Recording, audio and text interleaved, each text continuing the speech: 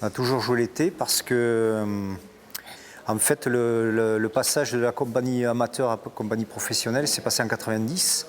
On a monté Molière à la Rossingue, qui était déjà une grosse production puisqu'on était 18, je crois, sur le spectacle. Et on jouait tout l'été, on jouait juillet-août.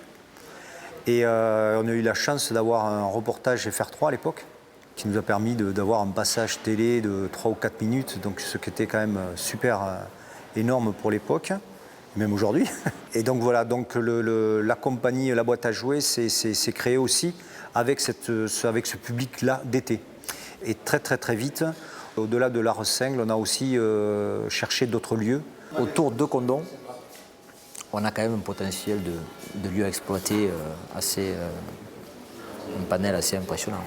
Je pense que notre originalité, quand on a lancé ces tournées d'été et ces différents lieux, c'était ça, c'était de se baser sur déjà sur un patrimoine, sur un décor naturel.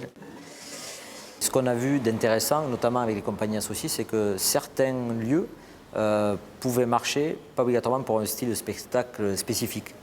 Le Cloître de Condom, on l'a utilisé avec des pièces comme Don Quichotte, et puis après comme Les Trois Mousquetaires, ou après Peter Pan et 7 années tour du monde, où on l'utilise, mais voilà, c'est pas quelque chose de marqué.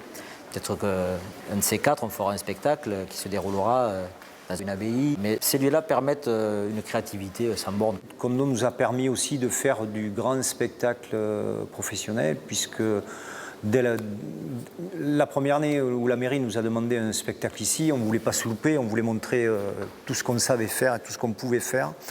Donc très vite, on a fait appel au collectif de compagnies professionnelles. Donc le collectif est venu nous aider matériellement.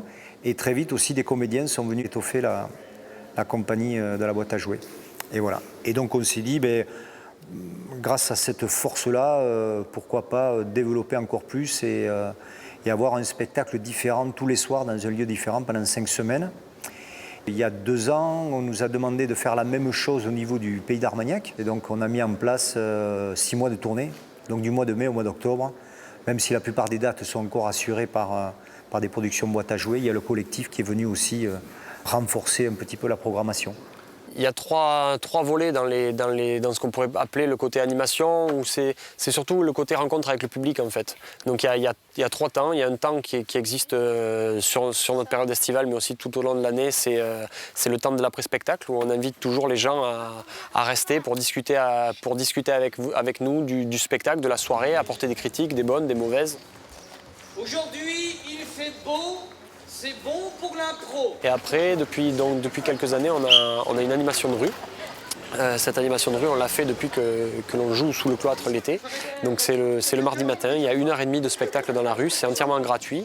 C'est pas forcément en rapport avec nos autres spectacles. Donc ça, c'est vraiment notre deuxième gros temps fort dans la rue, c'est celui-ci. Il y a un autre volet qui est vraiment un volet d'animation de rue pour promouvoir nos spectacles. Donc là, c'est sur les marchés. Et là, c'est la distribution de tracts, de programmes de spectacles. Mais on essaye toujours de la théâtraliser aussi pour que les gens ne se sentent pas juste des clients, mais que ce soit fait de la manière la plus sympathique possible, quoi.